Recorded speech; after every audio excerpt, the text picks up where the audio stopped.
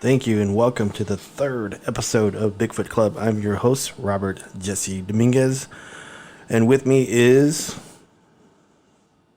People not paying attention. Sorry, I was reading my story. I was not paying attention to the finger points. That's your cue. Chris, I'm back. Thank you. I was not paying attention, sorry. That's okay. And Ash. So it's three of us again. Yeah. So it's myself, Chris, and Ash in our third episode, which we do not have a title yet, but we will once we're done.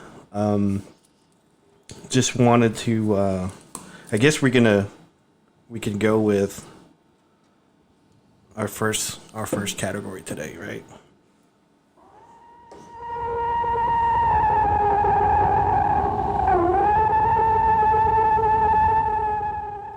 Bigfoot.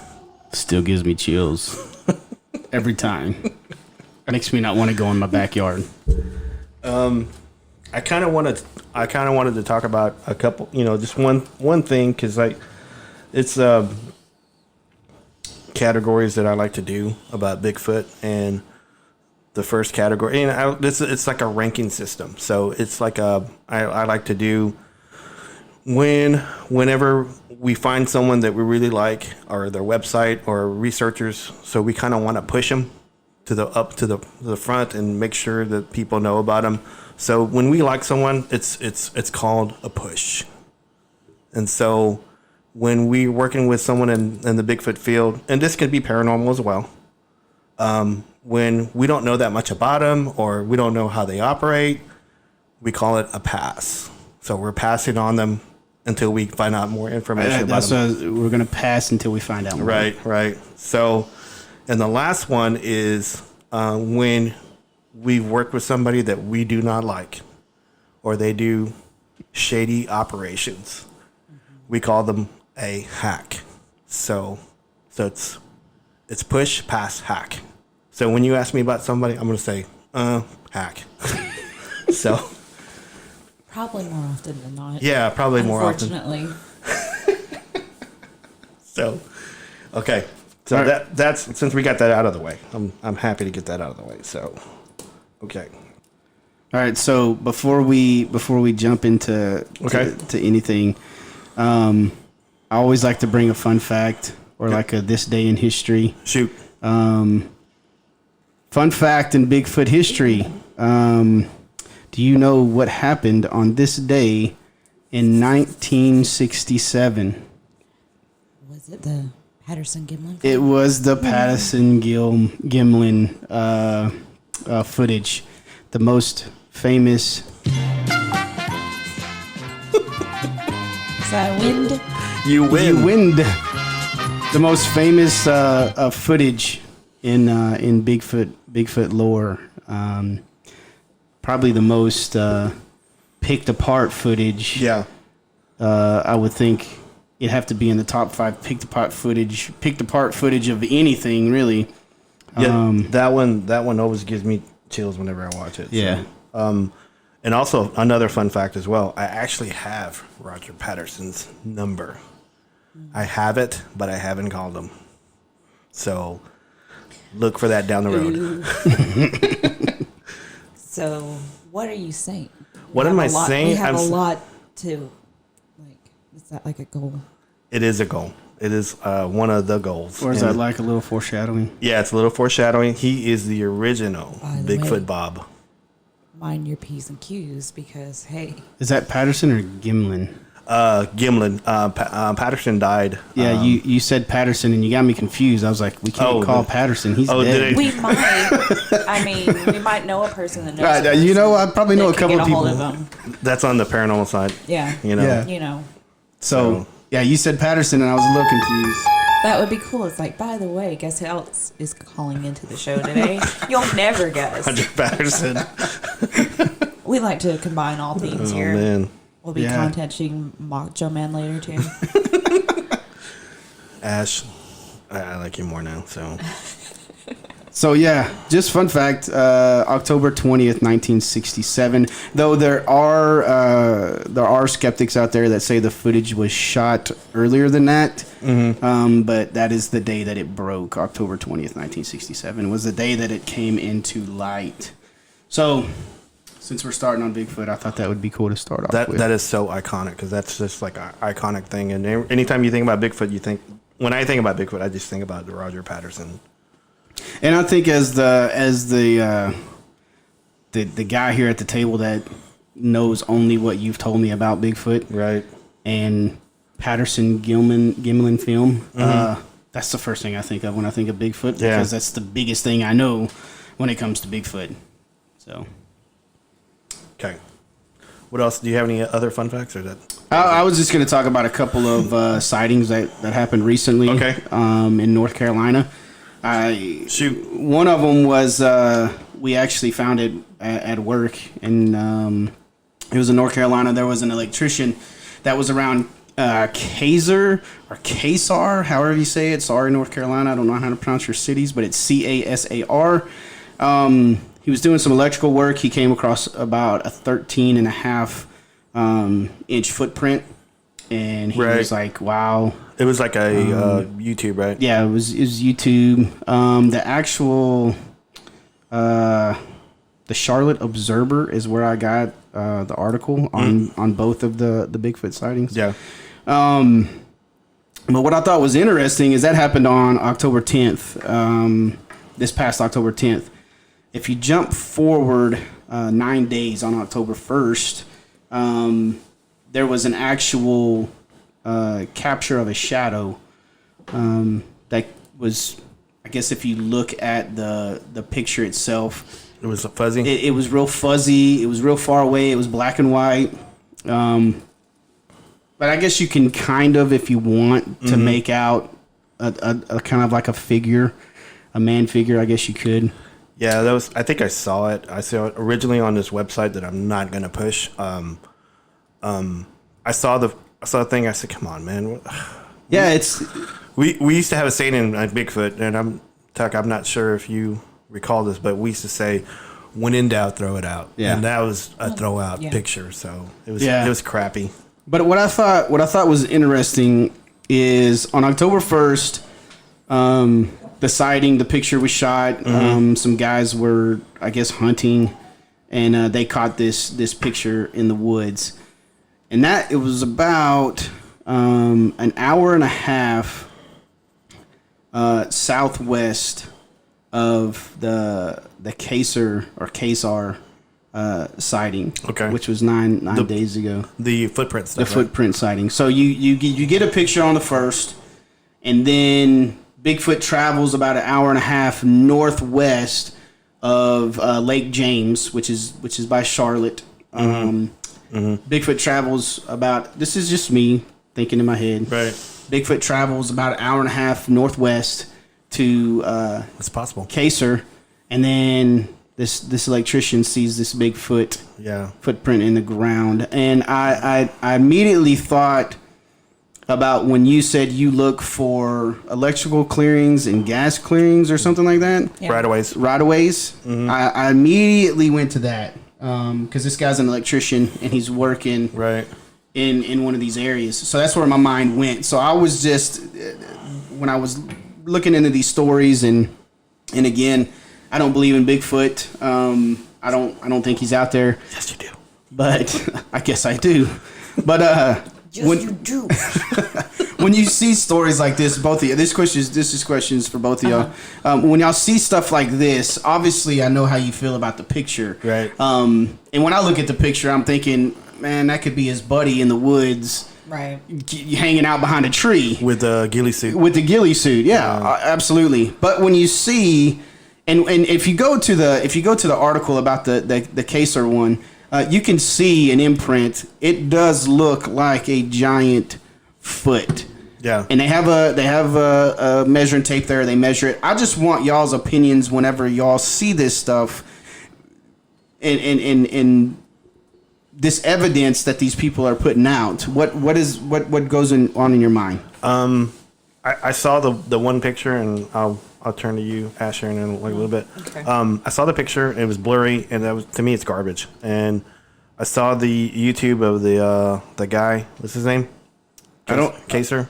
It's the city's called Kaser. I didn't put the guy's name in here. Okay. Well, the guy that had the footprint. Okay, I'm looking at it right now. It looked like it had toes in it. I don't know if it had dermal ridges. I don't know. Dermal ridges are the ridges on someone's foot that leaves behind like kind of like a fingerprint stuff. So I didn't look for dermal ridges, and it's possible it could happen, but you know that this day and age, people talk so much about dermal ridges and about toes. It could be anybody just doing that. So, Right. what do you think, Ash? Let me look at it. What do you make of the size of this? Do you think it's somebody faking it with a fake footprint? It's possible. I mean, it's 13 inches. Of course. I mean, That's a big foot. It is. well, I mean, Yeah. context. I just think I don't know. I just think with today's age, I think anybody can do it. You know. So where would you stand on the credibility of this? I would. He didn't cast it. He didn't say anything about casting it, right? He didn't took a picture. He didn't cast it. He didn't mold it. He just took a picture of Yeah. it. I mean, it's kind of hard because we don't know who this guy is. We don't know anything about him. Yeah. I mean, I guess we should have pulled up a satellite image. There's the story. I'm playing it on my phone here, showing it to Robert. In CAS.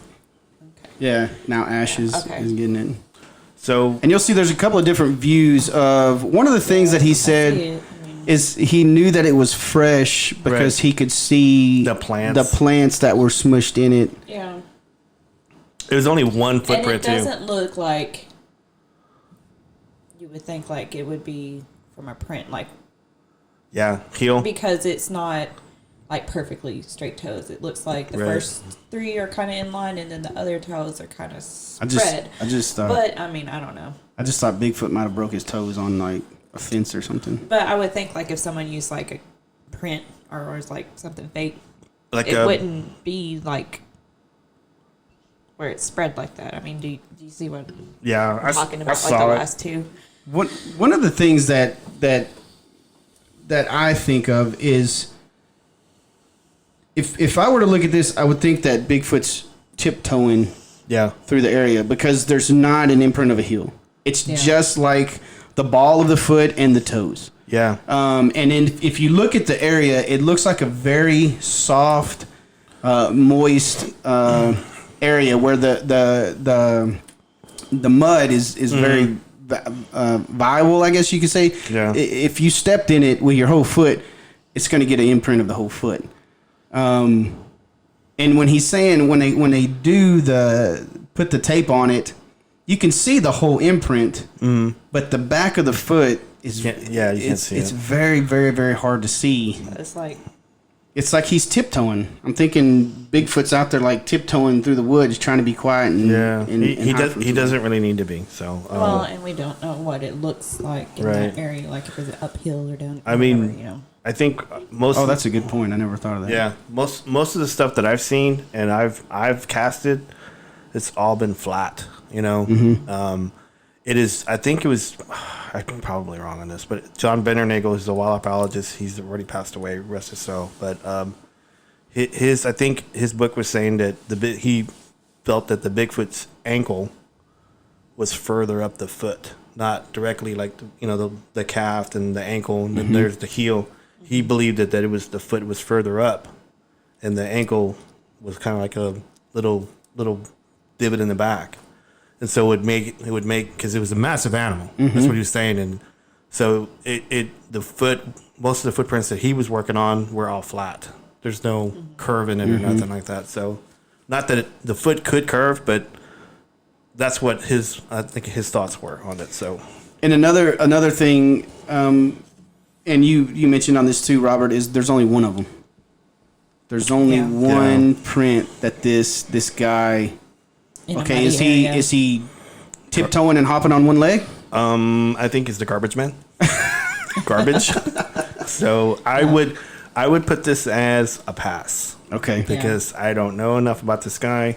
I don't know if he wants to get famous. I don't know. So That might have just been the only, Could we don't be know it. everything. But but is that many was variables. that the last story? Yeah, and I just thought it was kind of interesting that 9 days apart, It is. two people within an hour and a half of each other said that they had Bigfoot sightings. I'm kind of curious to see if they have a Bigfoot conference within that region, and those two people they kind of hook up or meet up or something, Yeah, or or speak how up, widely the first one was reported. or do T-shirts You know. or hats or something. And It's a coincidence. We made us. It was afterwards. and I know you had mentioned too, Robert. This is off mic talking. When we were talking, you're familiar with like the eastern part of North Carolina and working Correct. in that area, and this is kind of in the western, like the northwest part of it. Right. I guess I'm geographically I'm horrible. I don't know. Yeah. I don't know geography very well, but and I just thought it interesting that you being on the eastern side of North Carolina and these two were on the west. It just made me think maybe Bigfoot's getting out of East North Carolina and he's going westward. Carolina has a lot of trees. I mean, a lot of Yeah. pine trees. Yeah. I mean, it's like, it's funny because like when you go down the road and when you're going from like Raleigh to the East Coast, I mean to the Atlantic, like you see like a gasoline station on the side of the road, and there's like trees, and they're just cut behind, and then it goes back to the road, and there's like one gasoline station. So there's like tree line cut. And it's kind of funny, but there's tons of trees, and so if Bigfoot's there, I wouldn't doubt it. So I don't know, we'll see. Yeah. So anyway, go into the next subject. But what I kind of wanted to talk about was Luke Gross. And I know, Chris, you don't know Luke Gross, but he's a mentor of mine, and I know Ash has worked with him as well. But Luke Gross is man, he's not talked about by a lot of people. He's not talked about by a lot of people, but to me, he is before internet was really fast. He was the I think I call him the grandfather of Texas Bigfoot, because before there was any websites out, he was doing a lot of Bigfoot stuff. And it's funny stories that I met him through the internet, and I was looking up. This was 99 2000. I was looking up. I just typed in Texas Bigfoot. Didn't come up with a website, but it came up with the Ohio Bigfoot Conference in Newcomerstown, run by Don Keating, and Luke was there like the following year. And then they had like an email address for him. So I emailed him. He responded, and I think at the time when I emailed him, he was forming Texas Bigfoot Research Center. And I talked to him on the phone like for 4 hours. And it was exciting because I never thought there would be Bigfoot in Texas. So I was excited, and I was trying to be a sponge, and he ended up forming this group and wanted to meet up at this guy's house in East Dallas. And so we met up, and it was like 13 original members of TBRC, and I was lucky enough to be one of the members. And so,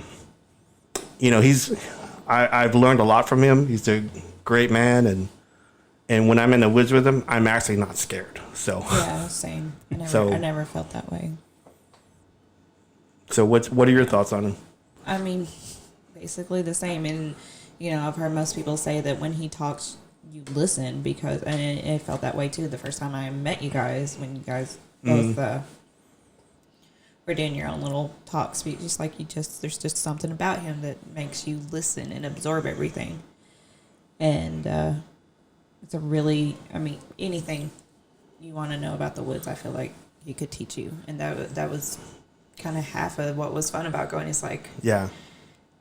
He was amazing, because like he would know like the Latin name of a plant. right. And we were walking in the woods one time, and he just like, we were talking about, setting up Bigfoot stuff, and he reaches up and he pulls out some persimmons and washes them with water and goes, "Here you go, Bob." So he would pull out his knife and dig in the ground and pull out some wild onions. Yeah. And he says, "Here," and I would eat them. And so he would give me like the Latin name of it and which I thought was awesome. And this, man, this is a, you know, he's to this day, he's still a mentor of mine. So Right. I really, really love him. And So what was it about him that made you feel so safe? you know, he, like, I think on the second podcast, I think I was talking about a story, and the first time he took me to the woods, and it was this lady's house in Sulphur Springs, and he was telling me it's going to be around at this time, and it's going to make noise, Yeah, and it's going to like, come through, and it's going to come back around 5 a.m.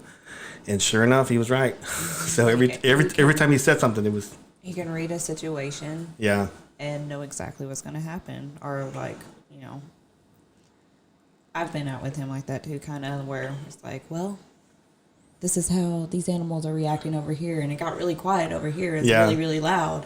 We need to go over there because, listen, you can't even hear bugs. Yeah. You know, and just like little things, it's like he's not in the woods. He's part of it.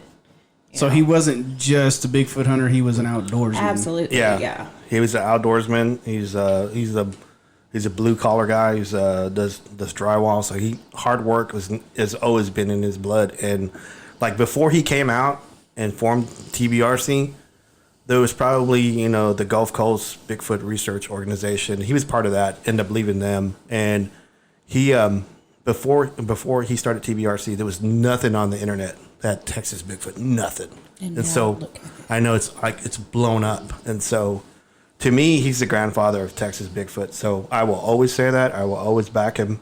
He's a good dude. And, you know, I'd love to have him on the show. So I think he's on my, When and where. I know, that's what he said. When and where, just tell me. So, Luke, you're coming, so you just don't know it yet. So would you rather be in the outdoors with Luke or Bear Grylls?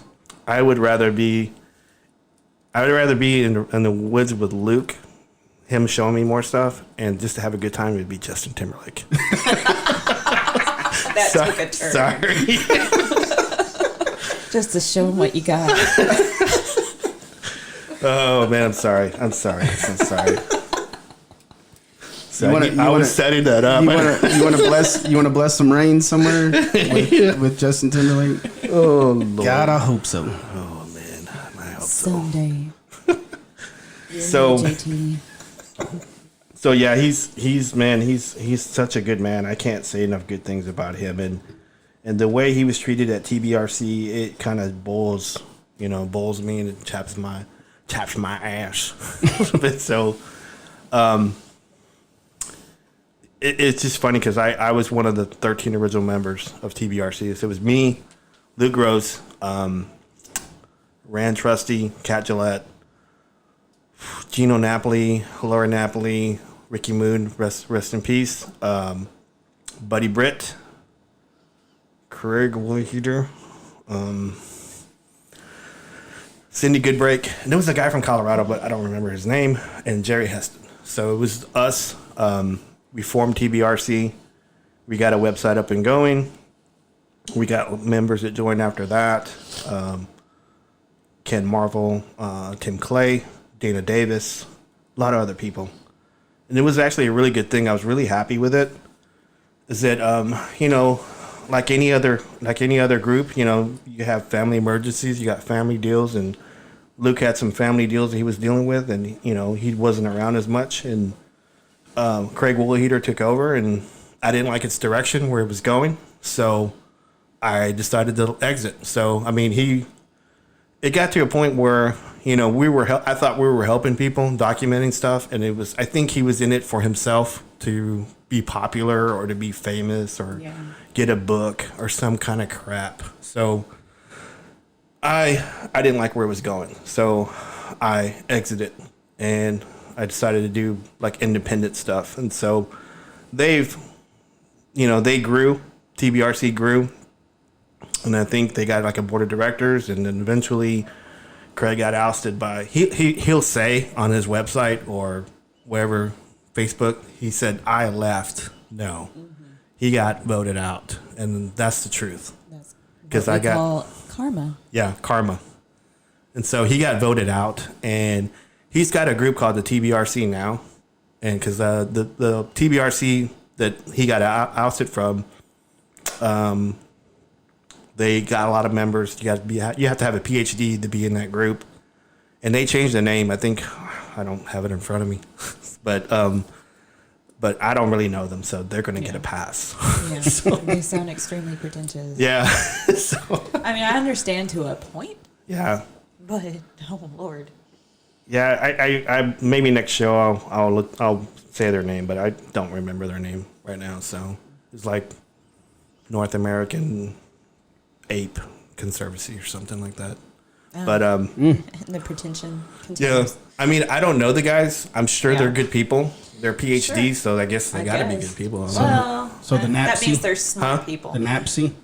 It was Mawak or something. It was like, I don't know, North American Wood Ape Conservancy or something. So Nowak or something. Nowak. Nowak. Okay. Whack. Which is the opposite of what you expect from Right. us. So they probably have a bunch of my sighting reports on it, and they just changed, Yeah. took my name off of it and That's stuff. that's what that was going to be one of my questions. As one of the founding members of what was it TBRC. TBRC, I'm sure that you had a lot of documentation and a lot of stuff that belonged to TBRC. Was it yours, or Well- did it belong to the group, or did they keep it when you left? Did you bring it with you? No, What happened? Most of the stories that I'm talking about now was during the TBRC, and so I don't own them. It belongs to the group that's there now, the Nowak group now. So it's all theirs. So I could use it. I could probably write a book and then, not use names, and I could still use it. But it belongs to them. So, and I'm okay with it. So, yeah. So it's a lot of hard work I put into it. But it's like anything else in life. So you work hard at it and. Someone else puts their name. Yeah. on the Yeah, title. that happens in a whole lot of different categories, genres, whatever you want to call it. Workplaces. Yeah. So when you decided to leave, did you continue researching? I know you said you continued researching on your own. I know you don't do it now. Yeah. How long did you research on your own as an individual? I left them in, I think, 03, and I researched into 2011. So after 2011, you said, I'm done. Yeah. I'm out of the woods. Yeah.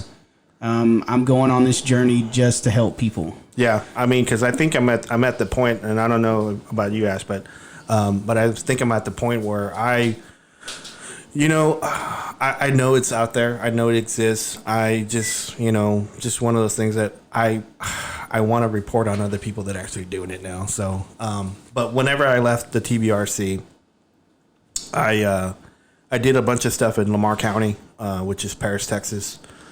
And I did a bunch of stuff there and, with a group of other guys, Buddy Britt, Tim Clay, Ken Marvel. And we did a bunch of stuff in the woods. We did a bunch of experiments and it was great. I love doing it because like when you're with the TBRC, you're with a group like any other group. You're kind of restricted of doing things because they have goals and you have to maintain them and guidelines And their name guidelines is and on their stuff, product so, and yeah. that's kind of why I don't really with teams. I'd rather just go out with people that I know and trust right. because it's just me. I don't have to worry about embarrassing some or what Yeah. I conclude or something, whatever being on par and what Yeah. I don't want to have people to report back to. Not that I really did before, but still. Right.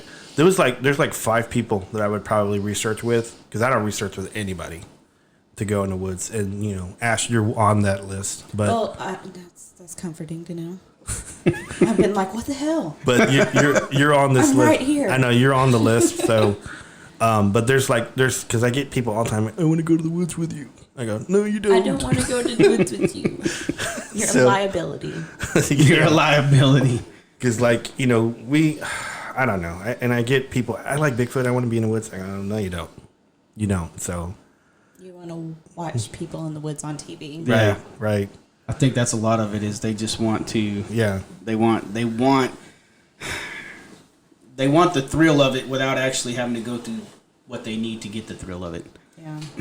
So have you, Ash, been in hunts or anything with any of the other people besides Luke Gross? No. Not really. I don't really know who was where because I was on the, I started hanging out with these guys like after they had already stepped away from the group, so I don't know who was all involved with what. Yeah. Yeah. Because you know Billy Simmons, right? Yeah, we went to his house Right. once. I went with them. Good guy. Yeah. Man. Love him. Love Billy Simmons. So have you two ever hunted together? Kind of once. Yeah, we did that one time, and Yeah. It wasn't like a full-blown thing. It was kind of just a couple of hours, and it just happened to occur.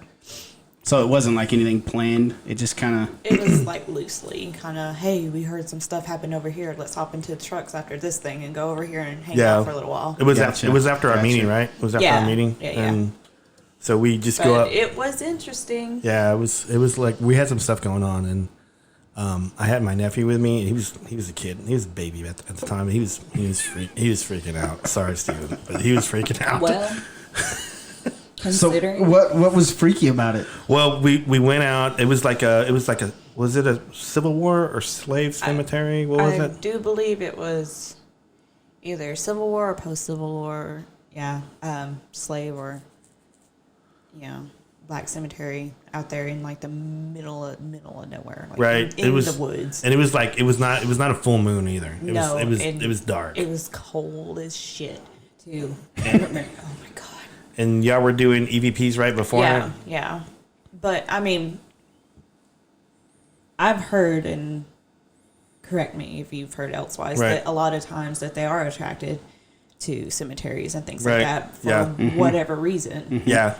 Yeah. So I've heard that too, so So what is it about cemeteries that attracts them? I don't know. I've yet to figure that There's out. all kinds of theories like, oh, well, they're looking for minerals that's been dug up, but then that wouldn't make sense in this area because it's 100 years old or more. I was gonna say, Is it, maybe an intelligence thing? Like they're like, oh, those weird other guys are doing weird shit with their, what is this? I don't know. I mean, this is just Who knows? this is just conjecture with me. I think Bigfoots bury each other. I can't prove it, but I think they do. So it's that an interesting theory. right, and they recognize it and they kind of like it. So that's my theory.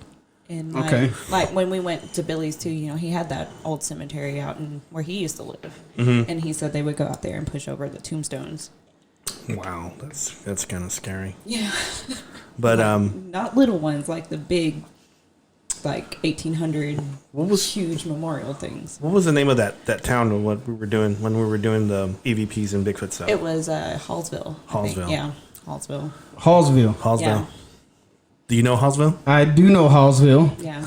My sister lived in Hallsville for like 13, 15 years. Well, there you go. She This is where just you go down here where after crossing over by the train tracks, but instead of going right to go to high school, you go left and go way down on this road, and I don't even know. I know exactly what you're talking about. My sister just left. My sister and her husband just left Hallsville to move to Jefferson, which I don't know if they know this. That's the There's spot Bigfoot there too. There's Bigfoot Jefferson there too. is one of the most haunted towns in Texas. I love Jefferson. And there's Bigfoot there too. Yeah, so Badass barbecue. Mandy and Tim get ready for some ghosts and Let's Bigfoot. go. I want to go stay at the Urquhart.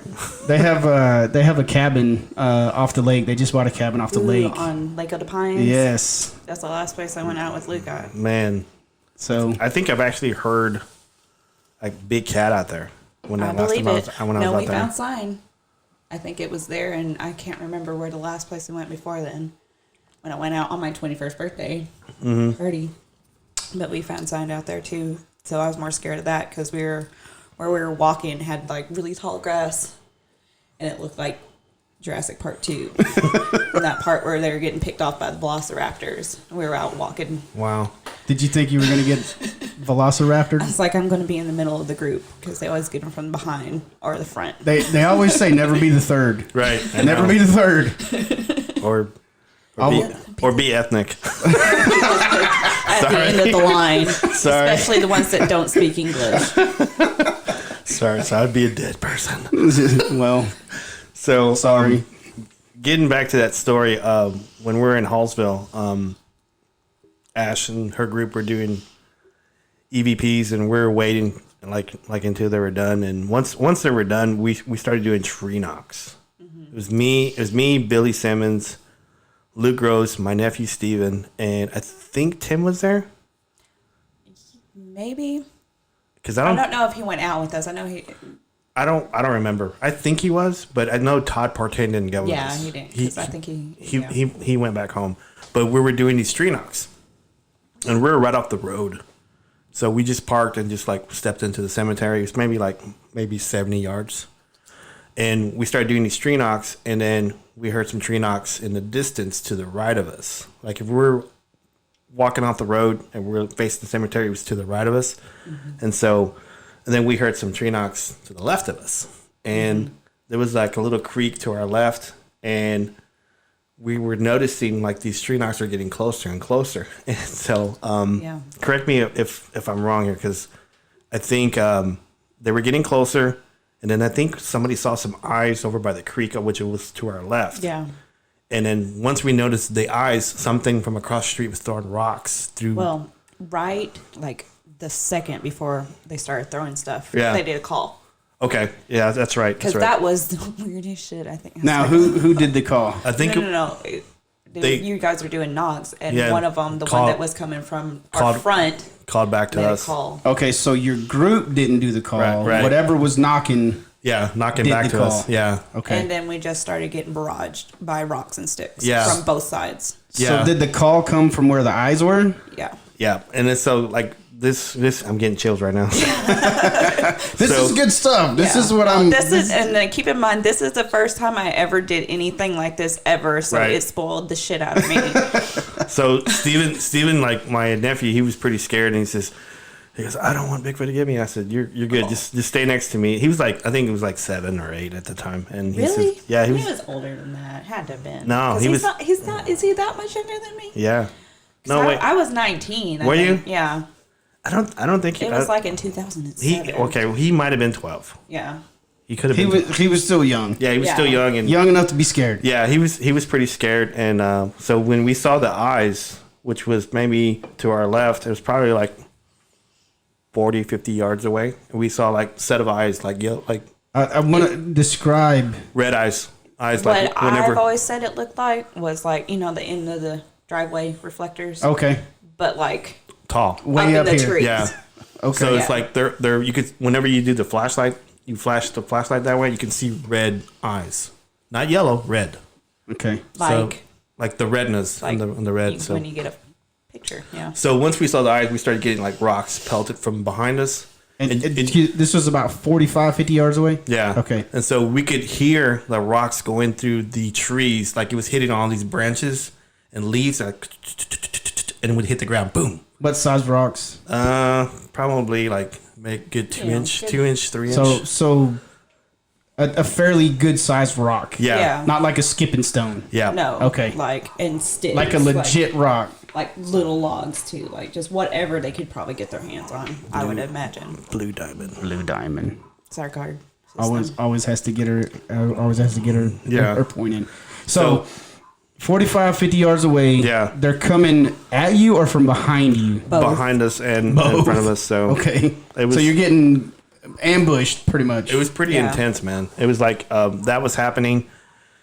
And I think right after that, it was a car hauling us down the road. and something hit it Yeah, Something hit the car. and it just like slammed on its brakes. and stopped in the middle of the road. So the car hit something or something hit Something the car. hit the car, and like the car stopped. one of the rocks or whatever. Like Yeah. not like it hit an animal or anything. Yeah.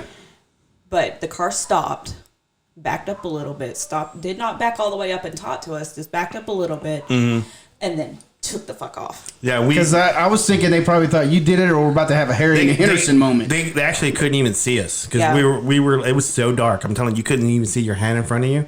It was like so dark, and like they probably didn't even have an idea we were like Okay. in a cemetery. So it stops, it backs up, it hauls ass again, and then right then we look over to the left where the creek was, and there's no more eyes there. So how long did these eyes stay there? I don't know, maybe 2 minutes, maybe I don't know. That's probably a lifetime. I can't was- even tell you how It's long hard. it It's hard to lasted. put those things into time Because because like everything was happening so fast. 30 seconds could feel like 10 minutes. Yeah, because And- like you know. The best part about all this was I was holding a video camera the whole time. We all had audio equipment. This all started happening when we were about to pack up and leave to do our EVP stuff. None of us ever turned anything back on. Well, yeah, because You're in the moment. You're in the moment. Absolutely. We talked about that. I think on the very first podcast we did, we talked about that. Whenever you're winded, because you said you were spoiled to it because man, this is your first time. Boom, everything's happening. No, yeah. And we talked about how many times have you gone out and just nothing happens, right? And you're bored and you're sick and tired of just being there. But then this stuff starts happening, and you don't think about turning your camera on. No. You don't think about turning your phone on. You don't think about any of that. You think about, holy crap, this is happening, and this is like legit. Yeah, because like I don't know. I was excited because like number one, I was like, every time we were with Luke, something happens, and so we were with Luke, and so something happened. So you say that's an interesting point. You say Luke, you feel so safe with this guy, but do you think that is this somewhere that he had been several times? That he'd never been there. No, I don't think he's ever been. So there. The only person that had ever been there or had any knowledge of it was the guy that used to be my team leader, because he lived in Hallsville, and I guess he had heard some hack. Yeah. Was he there with y'all this time? Yeah. Okay. And that's the only reason why it's like, as exciting as that is, I still gotta see it out because of him. Yes, we actually didn't see anything. We just heard a bunch of stuff, and he was the only one that knew everything. Knew or had heard anything, but I heard you say hack. Yeah. He's a hack, right? He's a piece of shit. He's a piece of shit, chicken shit asshole. And it is not just from. Tell us how you really feel. Well, it's not just from the field. It's just in personal life and stuff. Things that he's said and done that I'm not a fan of. He's a crappy person. So this event takes place. You get spoiled, Ash. Did you ever go back to do another investigation there? No, because that dude ended up moving to Tennessee, and I have no idea would never know how to get there. It's just kind of one of those. It's kind of one of those just follow the taillights out kind of thing. Pre GPS. We should look it up. We could probably find it. We should probably look it up, and maybe I know the general direction. Well, I'm thinking in my head, road trip. Yeah. Road trip.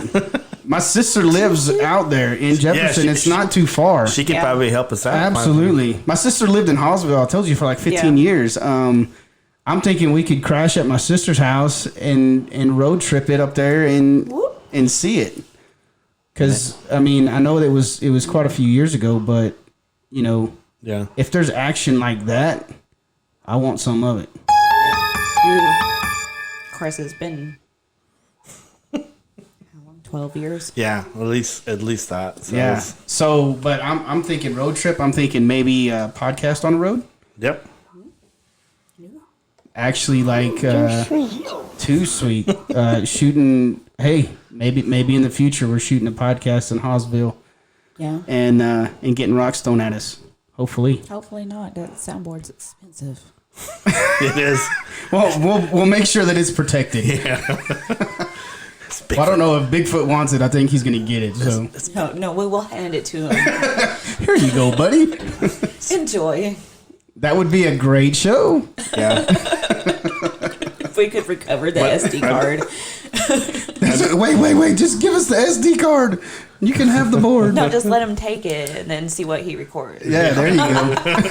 Just a whole bunch of... He's probably doing it. Put a GoPro on it. You. What was that? What is that? Hopefully he's got Justin Timberlake on. God, I hope so.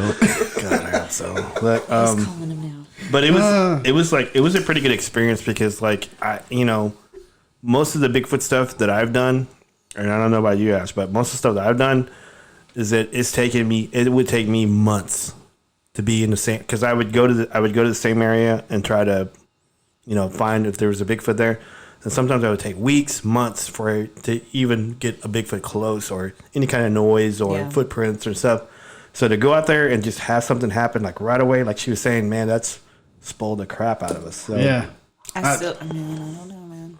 I would think so. Being spoiled like that, man, that's setting the bar pretty high. It is. Well, then the next time out too is when we had that. We got blasted with that infrasound when out at Billy's that time. Yeah, man. I was supposed to go to that, but I didn't. I couldn't make it. It poured rain too. Yeah. And it was so nasty and muddy, but it was fun. Billy Simmons is a good dude. Good dude. He's a former constable. I used to call him the Gavel. I don't know why I did, but I just called him the Gavel because That's a judge, not a constable. I know. I don't know why I did that. I don't know why because I guess he because it didn't make sense. Yeah, and it was cool at the time. I don't know, but he's a good dude, man. I love that dude. I haven't talked to him in a while. I need to call him and talk to him. Billy, I'm sorry I haven't called you. But he's good peeps. And I think whenever I left the TBRC, I think a lot of good people left too. So it was kind of cool to reconnect with him and Luke and some of the other guys I was with in like the group with. So I don't know. It was good. I think I had more fun being an indie than I was a groupie, if that makes sense. It does. No, I agree. So I never really wanted to agree to join any groups with that because, with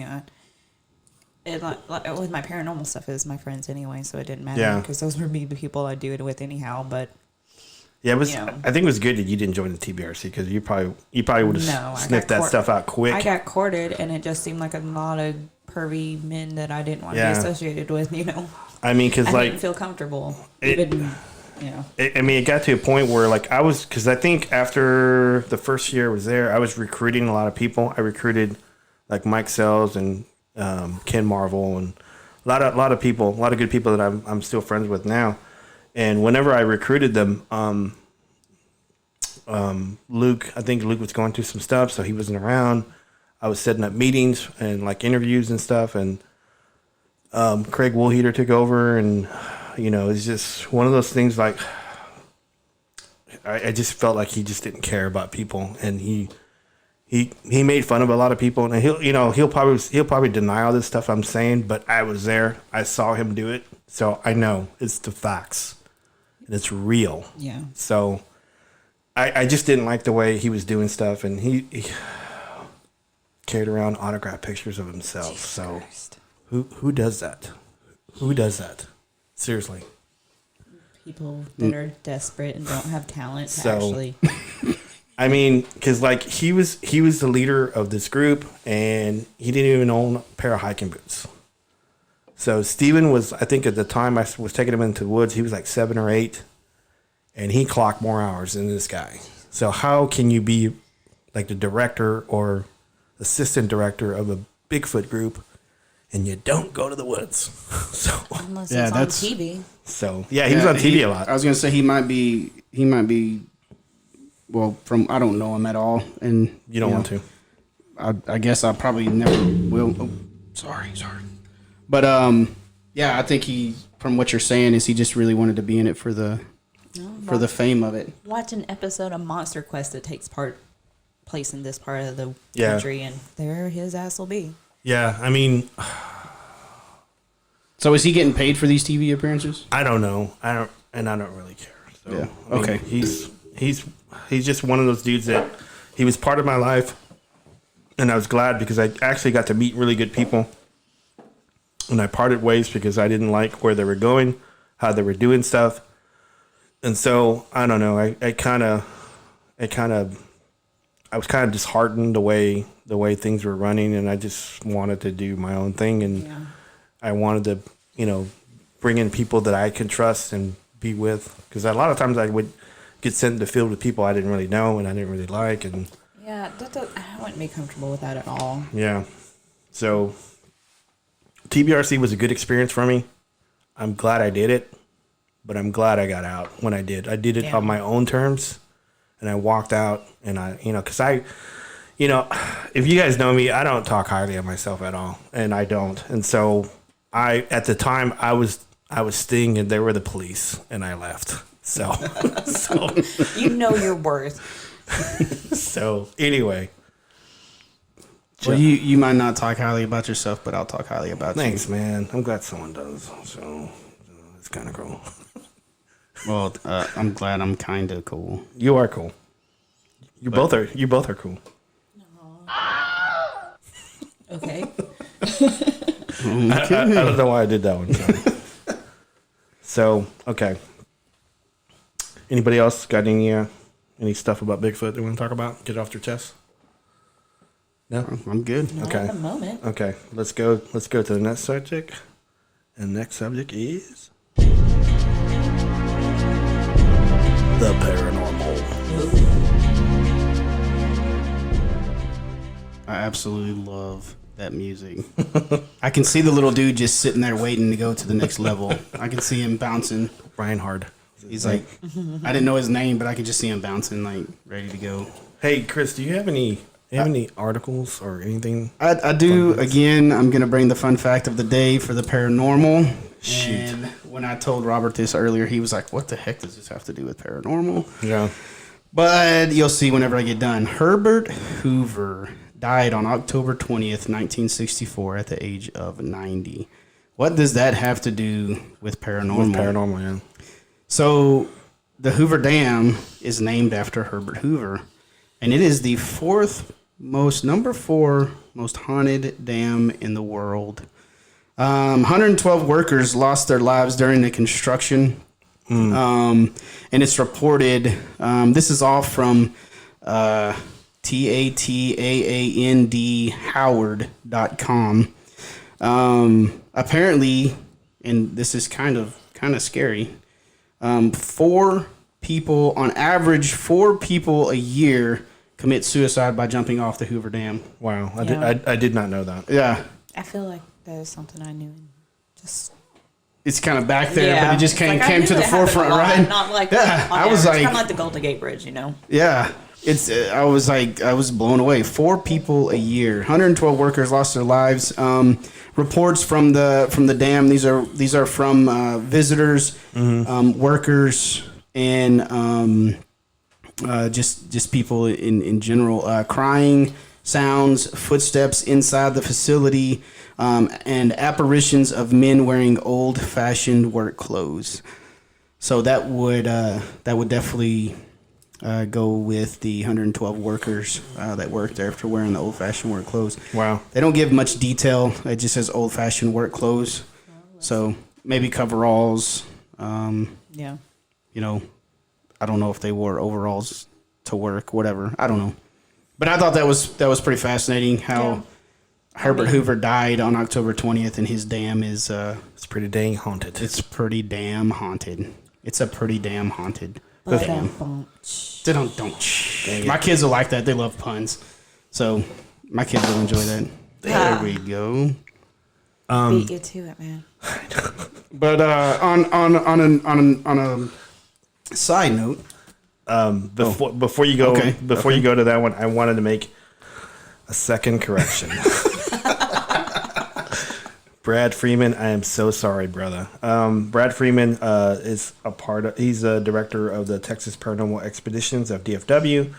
In the last podcast, the podcast before that, our pilot podcast, I mentioned him. The second question session, I tried to make a correction and I didn't. I did it wrong again. So, Brad, this is for you. If you want to contact Brad and his group, you can do it with texas.paranormal.expeditiondfw@gmail.com.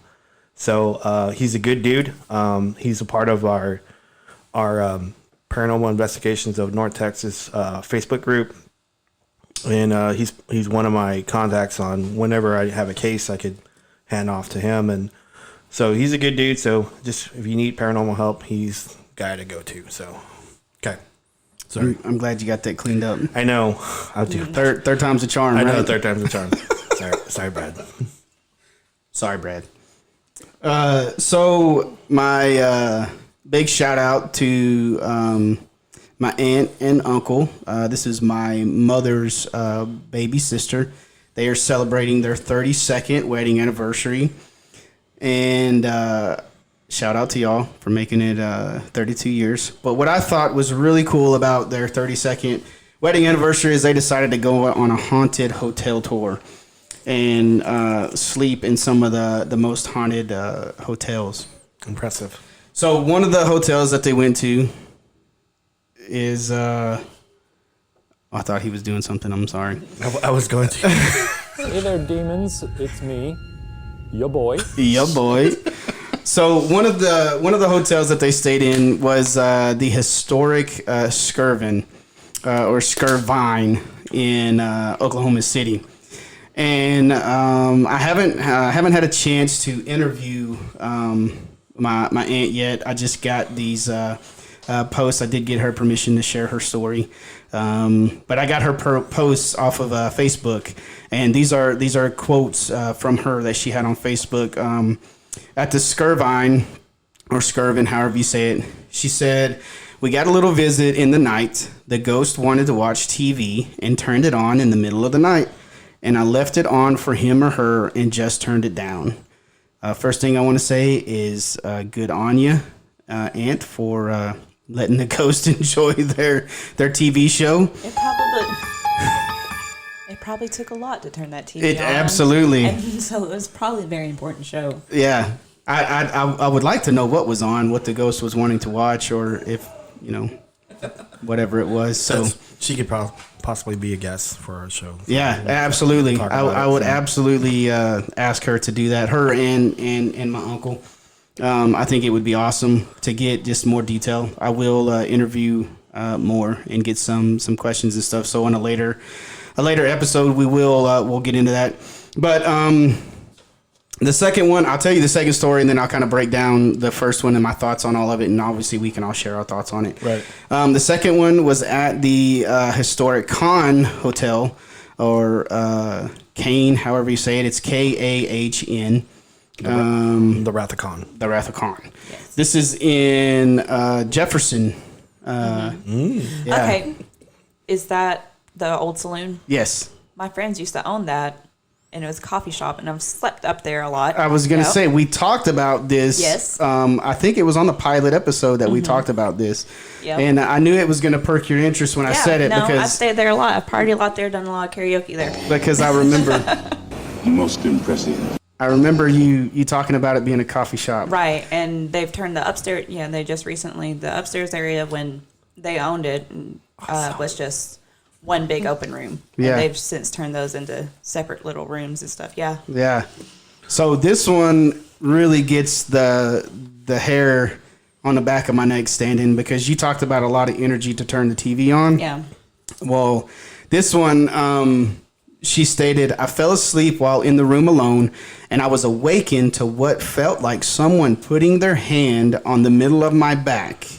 Heard noises all night." Mm-hmm. Now, as you can see, I got chills standing. These are people that I trust very much. They're my aunt and uncles. Well, aunt and uncle, not uncles. There's only one of them. But I trust them very much. And so these stories are very valid to me. They hold a lot of credibility with me, obviously being my family. But when you talked about a lot of energy to turn a TV on, to physically touch somebody and wake them from a sleep, that takes a lot of energy. That's a lot of energy. Yeah, and I don't think, just from the stories that I've heard from there, I mean, it's never been anything beyond kind of like that. Like, they've said there's a few times when just sitting there and it's like, just hear someone go, "Hello," and Just curious. there's nobody there. Yeah. Just little things like that. Nothing creepy. Just little odds and end things. Like, possibly it's like, maybe it's a spirit. Maybe it's something that's residual. Because the hundreds of years of people coming in and going and stuff like that. Yeah. Time's weird. Did that place get moved? Was it always there in the same spot? That was one of my questions that I would want, if it was in the same spot. As far as I know, like, there's a historical marker outside that Okay. talk all about that. But Because I think most of the places I stayed in Jefferson were moved with logs. Before that. I'm really not sure, honestly. But it's one of those That's for a later show. where it's downtown. It's on Austin Street, Okay. across the street from the Jefferson Hotel, on the same like store row, I guess you could saw, whatever, like where Auntie Skinner's is and stuff. Right. So it's like kind of all different buildings, but they're kind of really all close together. Yeah, I've heard stories in the past on Jefferson when some of those bed and breakfasts were moved because I guess they were owned by wealthy people, Yeah. and they were moved with logs. Yeah. And so there was a lot of African American slaves back then, and they were killed while moving it because they were like putting logs under it and they got crushed and stuff like that. So I think I can't think of the name of the bed and breakfast I stayed at, but it was a small one. But that one was haunted because there were African American slaves that were killed there. So it was kind of sad, but I'm just curious about that place, about if it was originally there or what. I think so because it's like it was the saloon originally, so it's like it's probably huge, Main right? Street type. Yeah, like it's really tall and one of those like really tall and skinny buildings, you know. Yeah, because the website I got it from was consaloon.com. Yeah, that was the original name. They called it. Well, there was a few things, but they called it like the Cypress and different things. Whenever my friends owned it. That's kind of cool. So when I hear these stories, and I've shared before, my immediate thought is to debunk it, debunk whatever's going on, and try to figure out what's going on here. So some of my thoughts with the TV turning on, obviously that's kind of spooky. Yeah. I want to know how old the TV is. Right. I want to know if it's a new TV, if it's an older TV. I want to know where it's plugged in, how many things are plugged into this outlet where the TV is, where the remote was whenever the TV came on. I know that I've been in my bed and rolled over and hit the remote and boom, the TV comes on. Debunked. See, those are things that I think of, and I won't know those things until I get to interview her, and get all these questions, and she might not know the answer to all of them, right? But those are just a few that pop out, and for the sake of time, I won't go into very many more. But that's what I think of whenever I hear it, and I'm not by any means calling my aunt a liar. I wouldn't care who it was who told me. One of you two could tell me a story, and my mind is to debunk it. Right. I could go in and experience the same thing, and the first thing I want to do is debunk it. So, but at the same time, we want to help people. Absolutely, we want to help them and give them information. That's exactly. We want to help. We want to let them know that hey, share your stories. Let us help you. Let us give you a peace of mind if we can at all. Point you in the right direction if we can. Yeah, absolutely. The one that really, really sticks with me is the actual, and I get chills again, you can see here, is the physical touch. Yeah. Because was she asleep when that happened? She was asleep. She said, I fell asleep while in the room alone, and I was awakened to what felt like someone putting their hand on the middle of my back. Now, this I get two things out of this. One, you obviously know what it feels like when somebody puts their hand on your back. Right. So her to specifically say someone's hand on my back. I know that if I were to put my hand on either one of your backs, you would know what a hand feels like. That really sticks out to me. And then the second thing that sticks out to me is obviously she was alone. She knows that she's alone, and when she wakes up, there's nobody there either. Now, I don't know how fast people are, but I don't think they can be fast enough to touch her in the back and jet out the room and be gone without her knowing. But two, on the debunk side of it, she was asleep. Right. Exactly. And when you're asleep, your subconscious goes crazy. It does. And when your subconscious is going crazy, sometimes your subconscious and your conscious cross each other, and you think you feel or you think you see or something like that. So, but for a physical touch to happen, that has to, a ton of energy has to be created for somebody, and enough to wake somebody from a sleep. So I like how she was so specific about what felt like someone putting their hand on the middle of my back. Right. She specifically said a location on her back, the middle of her back. So to her, this was a legit somebody or something putting their hand on her back to wake Right. her up. And again, there's a lot of questions that go into this. The feeling of the room whenever it happened, hot, cold, the lights, all kinds of stuff that goes into it that we could ask when we get a chance to interview her, if she would be open to an interview or coming on the show.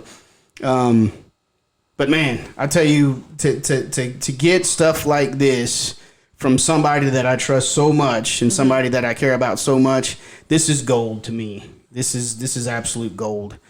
And I could not be on a podcast talking about paranormal and not bring it up. Right. So, Well, there's a couple of things that whenever you talk about that, and Ash, you can chime in whenever you're ready.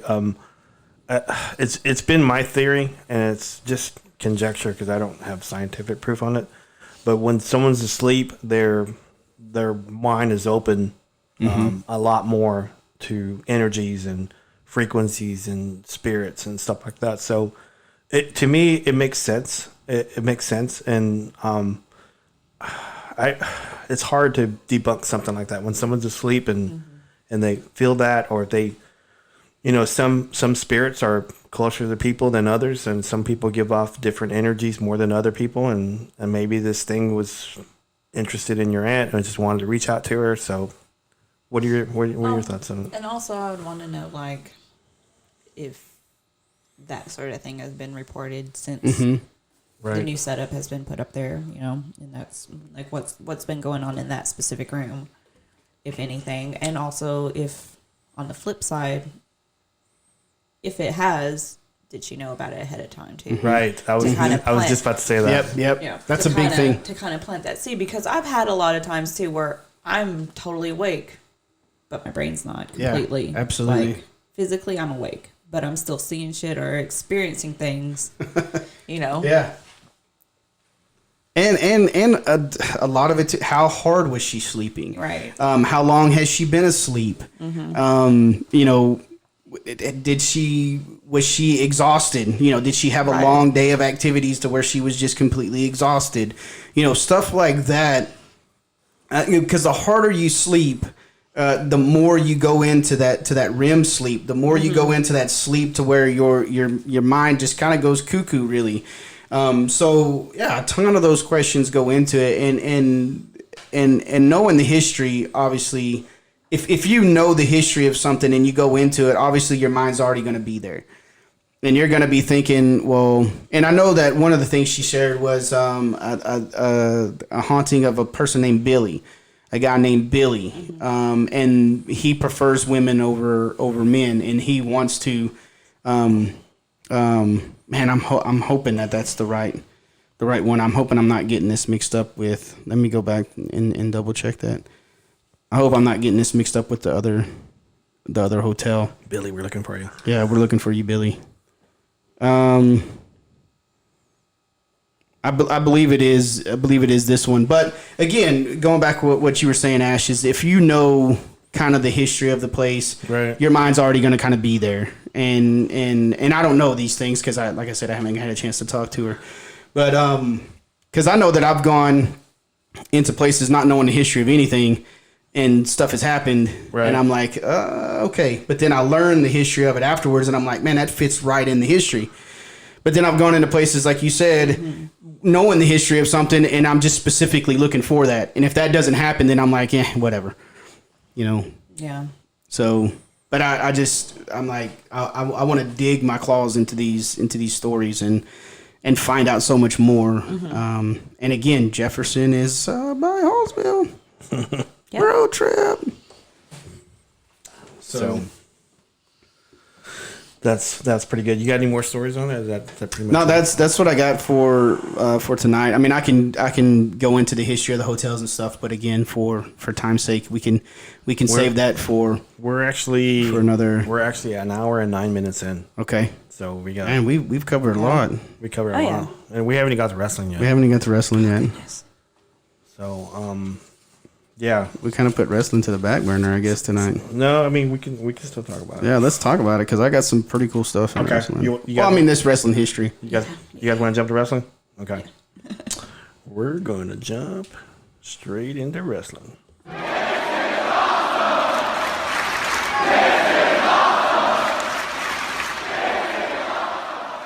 Okay. Really, the only thing I have in wrestling tonight was my fun fact for Go for it. wrestling. Scott Hall, AKA Razor Ramon. Razor Ramon. Him and his bad to the bone toothpick. Was born October 20th, 1958, turning 60 today. Wow. Yeah. Isn't that crazy? The bad guy. The bad guy. My So- sister loved him. Yeah, I used to be a big Razor Ramon fan. I just thought he was so cool. I wanted to be like him, flick my toothpick at people. She thought he was hot. I'm sure there's way more than her that thought he was My hot. dad called him that gross greaseball. 'Cause he The met guy- him- he met him one time. You know, he was his security escort during an event one time, and he was unfortunately in his what used to be his typical stint of, you know. Yeah. Yeah. And he's like, no, that guy's not cool. The bad guy. You're sweet. So I wanted to before I share my Right. Razor Ramon Scott Hall moment, see if y'all had one of your own that you would like to share. You got one? kind of shared There one. was mine right there. My Yeah. dad met him one time, and he was drunk as shit in the back of his cop car one time. Yeah, I was gonna say you kind of shared didn't before I asked. We didn't get to meet him after that. I think maybe we were supposed to, and then he's like, "No, this dude's not meeting my kids." Yeah, I don't think I'd want him to meet my but kids you know, either. I think he's got his shit together now, so that's Yeah. good. Yeah. Yeah, I think he's doing Dallas Diamond Page stuff now. So Yeah, he did because I watched that Jake the Snake documentary, and he was wheelchair bound and bad off, and that helped him Yeah. a lot. You know, I think my Razor Ramon or Scott Hall I know where you're going. it's actually not even a wrestling thing, but he was doing a promo of his Razor Ramon persona, and he had the toothpick in his mouth, and he's walking, and I can't remember if it was a mall or it was a park where he pushed this kid into the fountain. He just pushed this kid. Well, he didn't even look at the kid. He just pushed him, and the kid falls in the water and stuff. So and then he flicks his toothpick at the camera, right? Yeah. And I was like, I always love that. I always laugh so hard when I think of that. So when I think about him, I think about pushing the kid into the fountain. I can't remember if it was like some kind of open. It might even have been a set that they built or something, but it was like an open area, like a park or like you said, like a mall or something like that. I don't remember, but I do remember him. Yeah, he just pushed Pushing the the kid. kid, so that always like sticks in my mind about Razor Ramon. So your moment is harming a child. Okay. I might rethink my whole position in this podcast here. that was hilarious. That was so Time he pushed funny. that kid, Oh man, sorry. Time he pushed the kid in the fountain. hilarious. So I think Ash's moment tops that one because it's actually personal. Yeah, it's Yeah. personal. It's actual like a personal. That's pretty cool. Yeah, That's my pretty dad cool. didn't think so.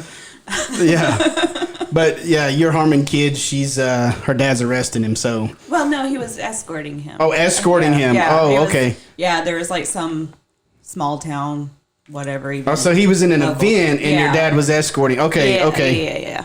okay. Yeah. That's But, still you know, cool.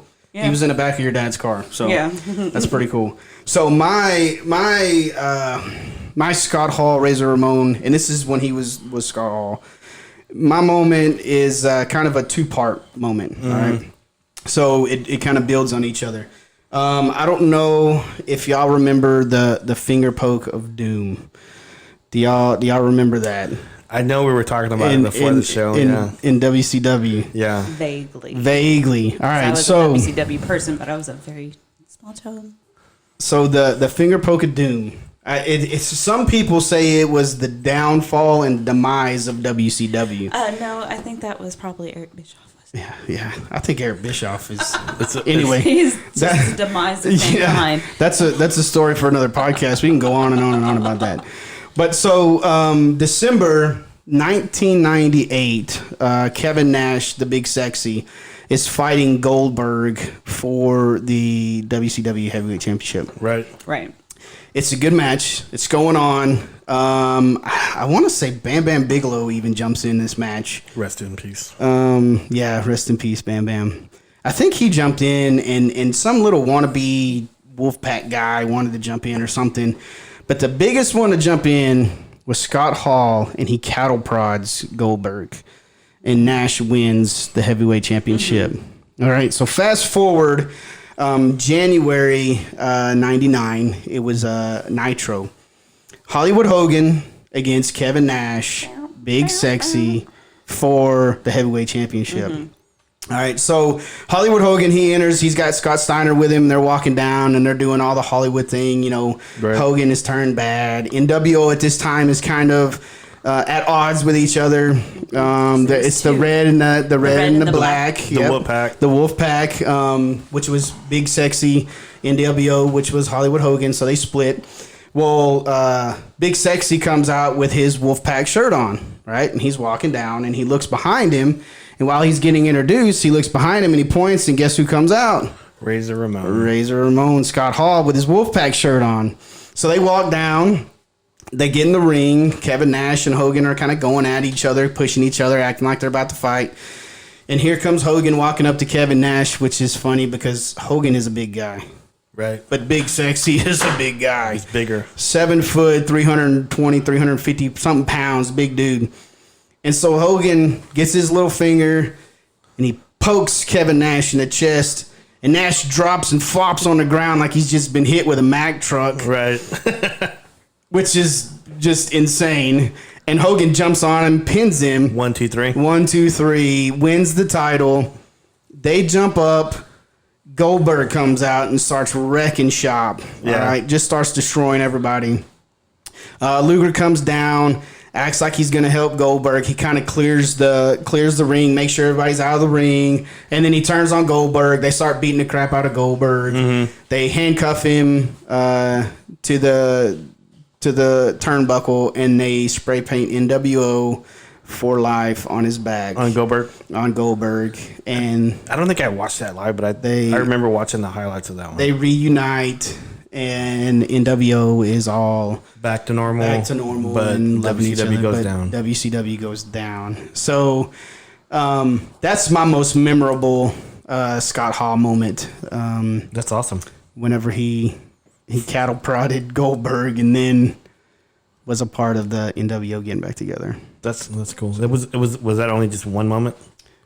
Well, it was 2 moments. It was 2 moments, but it led up to. But that it one. led up. It was Right. it was all part of the same moment. I like it. So, yeah, that's what I got for wrestling. And I want to say, the Darby Jericho match for the championship. I think it was outstanding. AEW. AEW. I think Darby. I think he went up a notch. Yeah. On the roster. I think he's a great talent. I think that his only downfall is like he's 170 pounds. Yeah, he's a little guy. And he's quick. He's fast. I mean, hopefully they'll have a cruiserweight division or the cruiserweight title because he'll be the champion. Yeah, he's definitely he. What I like the most is, man, Jericho is a very seasoned fighter, and in fact, if y'all remember on the last podcast, I put him in my top 3 hottest wrestlers right now. So he's very seasoned, and he knows what he's doing in there. And Darby was with him every step of the way. Yeah. I think it was even a period of the match where he was actually had his hands taped together. Yeah. And he was diving off the top rope. Yeah, he was in it. And kicking and going through the ropes like onto the floor. It was He was pretty just, amazing. Yeah. Yeah, he was just in it every step of the way. And to hold your own with Jericho in your first chance at the title was I was very impressed. Yeah. I was very impressed. I mean, that whole show, actually they won the ratings for the 3rd week in a row. They beat NXT for 3 weeks. Yeah, 3 weeks straight. Yeah. I think they were like at 1.4 or something, and NXT was at 700,000 or something, but they're at 1.4 million. Nice. So they were. It was a good show. I think. But what I did wanted to say was Kenny Omega went over to AAA this past week, and he beat Phoenix for their AAA mega title, which is it's the same thing as the WWE title. It's like their main title. So, And I think, that's part of one of the reasons why Kenny probably ended up signing with AEW, because he could go wherever he wants to and wrestle wherever he wants to. So that was kind of cool to see that. But you think he might wrestle as Kenny Ortega? I'm sorry. Ash missed that last time. Yeah. She looked at me like, what was that? What? Kenny Ortega. He could. He's. It's out there. It's out there. Yeah. I put it out there just to be. I'll be the first one to say I'll put it out there. Kenny Ortega. Yeah.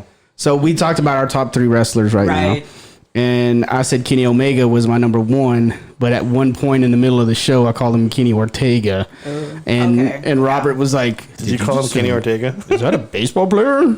So it sounds like it. Yeah. So that's where that came from. But that's cool, man. And I like that again. I like that about AEW is they let him do his thing because he's the number 1 wrestler in the world right now. So I did want to say also, just a little fun fact too. AEW was doing. I'm not sure if you guys are familiar with the gorilla position. Do you guys know what that is? The gorilla position? I know we had talked about it, and I was familiar with the position. I just didn't know it was called the gorilla position. Gorilla Monsoon is like one of the original commentators on WWF. And so, yeah. That sounded like something else entirely to me. Did it really? I'm sorry. She's thinking of probably like an actual position. I knew that wasn't what it was, but I wasn't exactly sure where it was going. Yeah. Gorilla awesome. Monsoon was like, he was the commentator.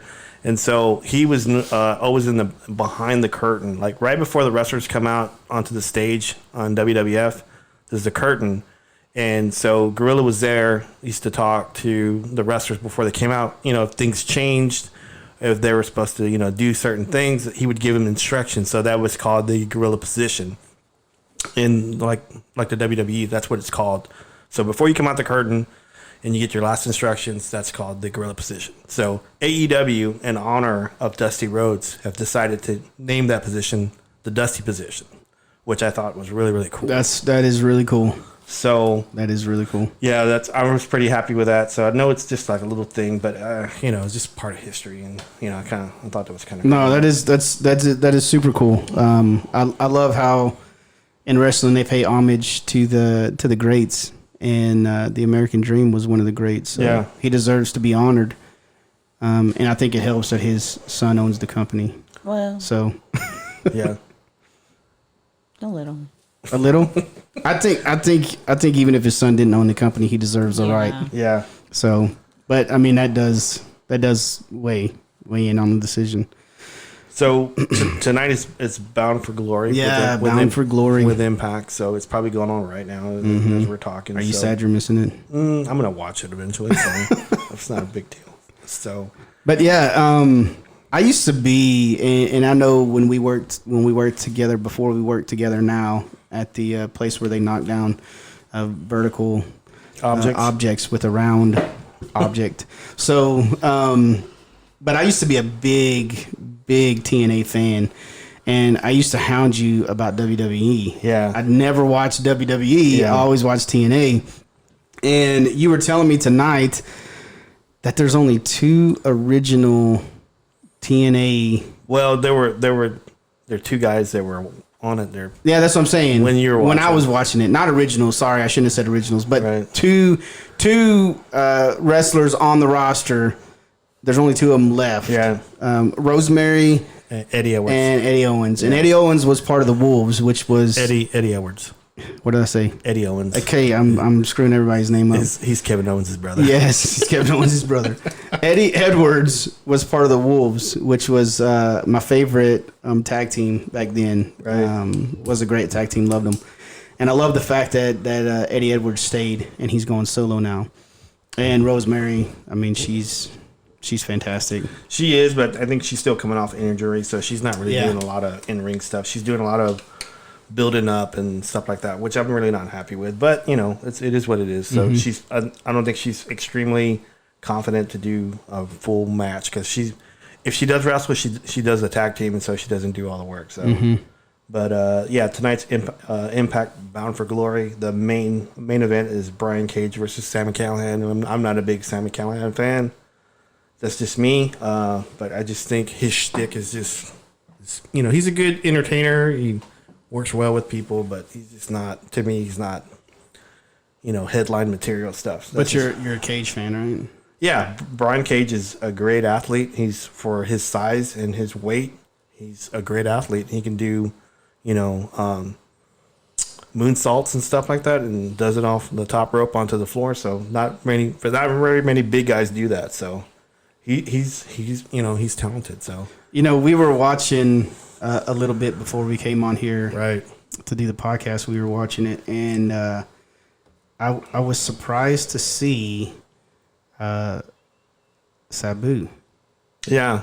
He's Sabu still from ECW. He's still wrestling from ECW. He's still, and you know what was crazy about him still wrestling? He's putting people through tables. Yeah, from the top rope. He's still doing it, man. He's on the apron. He was. You were saying earlier that it reminds you of the wrestler. Yeah. Randy the Ram. Yeah. And so, did you ever watch that? Too? Oh yeah, it's a great movie. it is. That's what it reminded me of. Because that guy Sabu is like old. He's old. On the flip side, you see how that worked out. Yeah. Well, yeah. So hopefully that guy doesn't have to wrestle too much longer. But I think he's going to be a Ram. He's going to die in the ring. Yeah. If he's still doing that's it. what he wants to do. Yeah. Because I think he's still with Rob Van Dam, and Rob Van Dam's on the Impact roster and with Rhino, and so I think they're doing like a 3-way with the North, and it's like Rick Swan and I can't think of the other guy's name. Willie Mack. Yeah, So, Willie Mack. So and then Rob Van Dam and Rhino are part of that. So that's part of the card. And I think Tyra Valkyrie versus Emma, which is Tenelle Dashwood, and she used to be on WWE. Mm-hmm. But the rest of the matches, I think Michael Englund is taking on I can't think of his name. Guy from Wrestling Noah. Marufuji, I think. Marufuji. Yeah.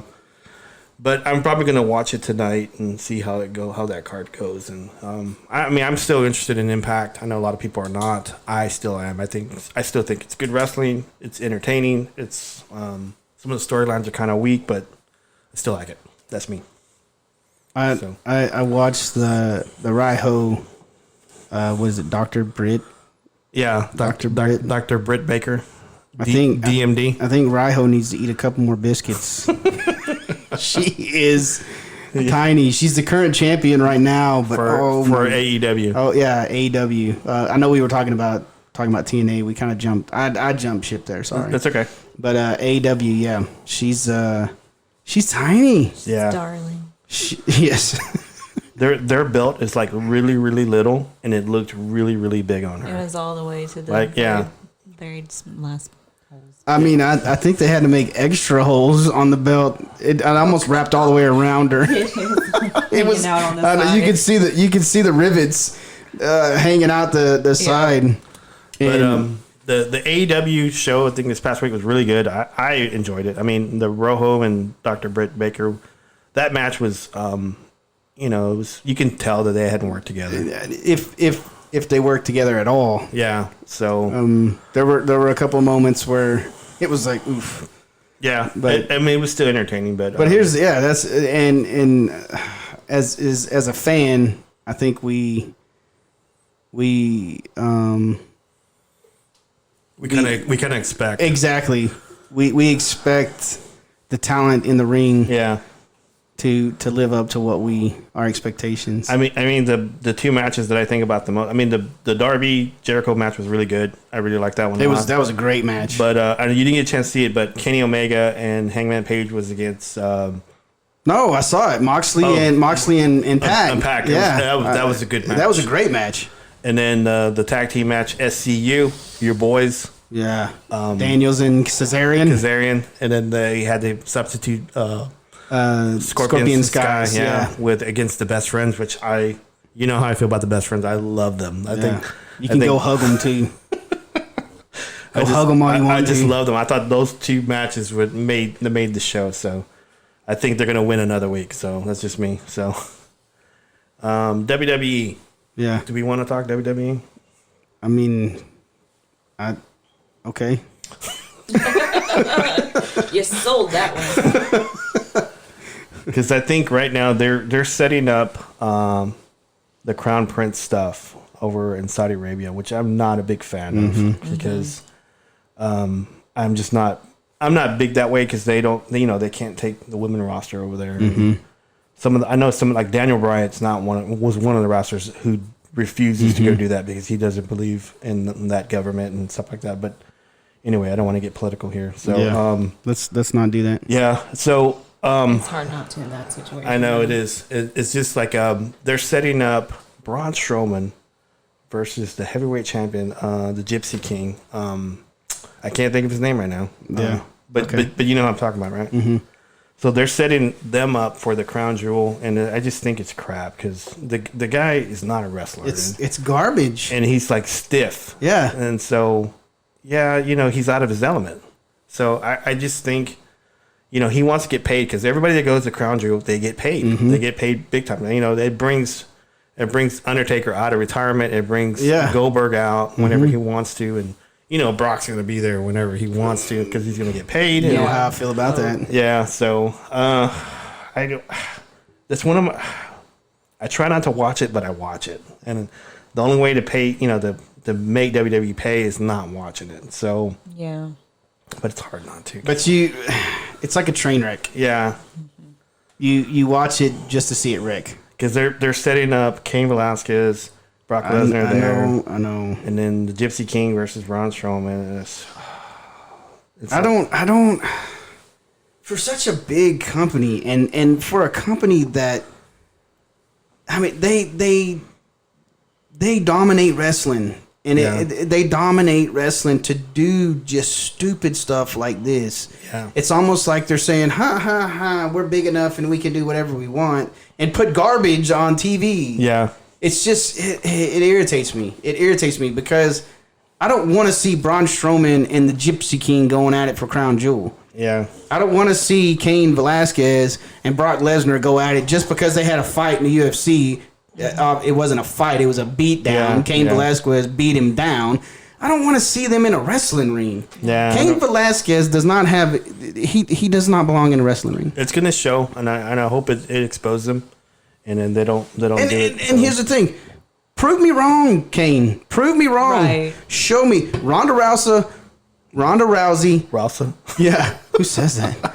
She proved me wrong. Yeah. She proved me wrong. I didn't think she had any business. She's good. She is.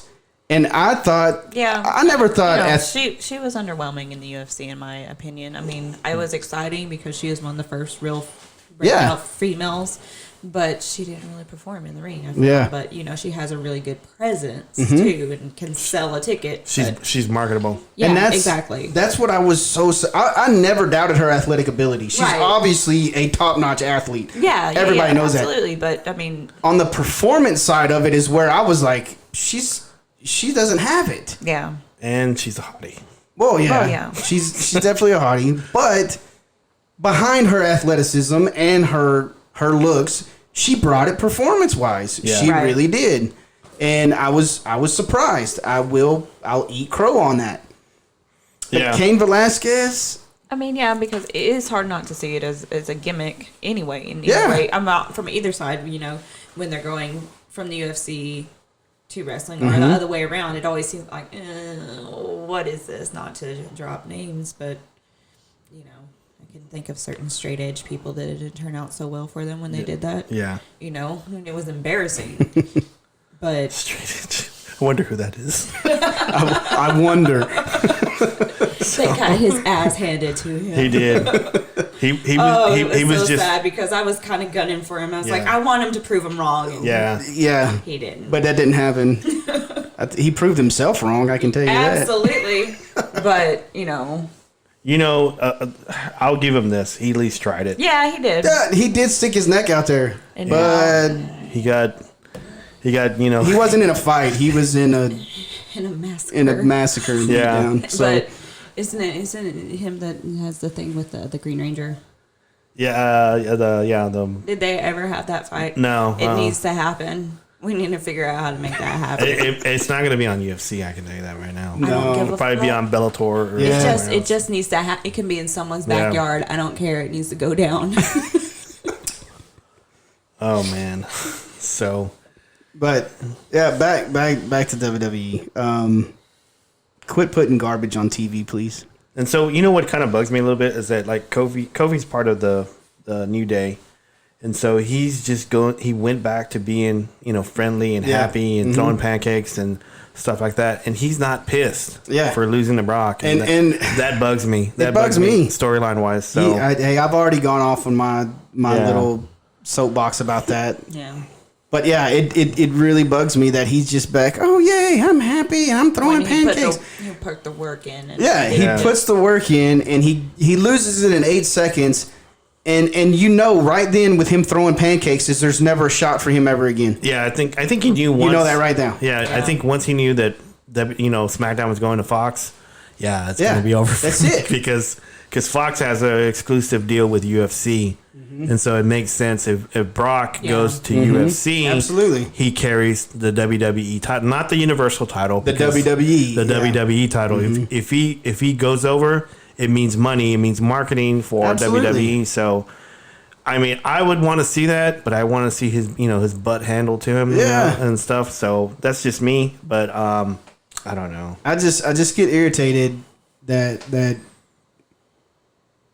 More power to Kofi. Yeah, more power to him to being a man and just doing his thing. He's still getting paid. He got to taste it, and I just wish he would have held it longer. And if he was gonna lose it, I wish it was a battle. Yeah, I wish he should have been given the opportunity to battle instead of being 8 seconds. Yeah, I totally agree, but I think WWE right now. I'm trying to think what else storyline is going on right now. Is I think Seth is still going to probably be wrestling. Seth will be on top till he doesn't want to be. Well, he's going to be wrestling the Fiend, Bray Wyatt. So, what are your thoughts on the Fiend? I think it's a whole lot better than the whole Bray Wyatt shtick, because it was. Everything about that was lame to me. Yeah, I mean everything about it. I like what he's doing now. Like he does like a Mr. Rogers. A throw off Mr. Rogers. Mr. Rogers. I love the double personalities. Yeah, I love that. And his puppets are named like Huskus. Named after him and stuff. Husky Harris. So it's kind of making fun of him. He's making fun of himself, which I thought was kind of cool. And he actually, they don't show as much, but they have like a Vince McMahon with like little horns. And he's got like dollars stuffed in his pocket. So when he comes up, he goes, "Hey, you're making too much noise."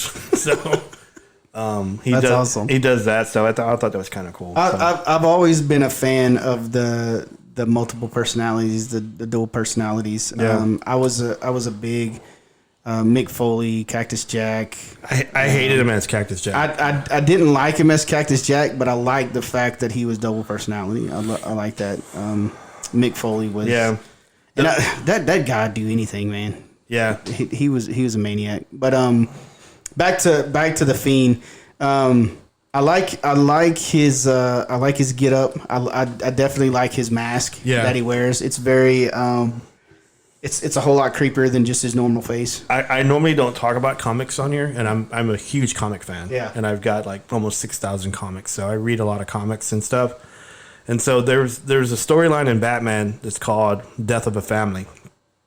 And it's where the Joker tries to kill Batman's family. Like he's got, multiple Robins. And so Joker, I can't remember how, but he gets his face cut off. And then he reattaches it. And it looks like the Fiend. Bray Wyatt looks like he's taking that concept where the face is being stretched. And it's a Death of a Family. So it's not original. It's not his original idea. I don't think it is, but I think they're running with it, and I think it's it's cool. But I think at the same time I go, that's Death of a Family. Yeah, see that I never knew that. I don't read comics and everything. It's still cool to me. Yeah, it is. But it kind of because I thought he came up with that on his own. I thought he was, and maybe he did. I don't know, but I still think it's a cool idea. Yeah. I still think it's a cool idea. I think it's I hated Bray Wyatt. I never knew why they pushed him so hard, Right. so fast. Everything about his whole persona was just dumb to me. Yeah. It was wannabe scary, but it was never scary. That mask is kind of freaky. Yeah, it is. That's what I like about it. If Hey. you're gonna be scary, be scary. I wanted to change things up a little bit. I know I didn't talk to you guys about this, but Oh, he's throwing a curveball I at throw the us. curveball. I wanted to talk a little bit about just something not Bigfoot, not paranormal, not wrestling. Oh, Oh, okay. So I wanted to talk about and I'll go first on this. I wanted to see if you guys had a weird or dumb routine that you do. And I'll show you what I'm talking about. And this yeah. is Give me an example. And I'm okay, sure I can think of something. right. This is gonna throw you off a little bit. This is whenever I drive. Okay, I'm driving down the freeway or driving down the road, and someone passes me up pissed off. I do the same face that they're doing. I go, I just throw my face up like if they look pissed off, they look sad, or they look angry. I go, So you give him, for everybody out there that can't see him, it looks like he's constipated trying to pinch a turd out. That's the look you give him. Is that the face that you made? That's what it looked like to me. Like, but that's stuff that I do. It's my routine. And when I'm driving and someone passes me up, they're pissed off. Like they zoom past me and they look dumb. I try to mimic it a little bit. It's just the thing I do. It's kind of dumb, but it's just my routine. I do it all the time. Yeah. okay. Who wants to go first? I feel on the spot. don't know if I have any. I can tell you this. When I played sports, I was very superstitious, and I did have my Yeah. routines. Yeah. I was very. I had my routine, and say I'd go out and hit a triple and a double and throw somebody out at home or something. Yeah.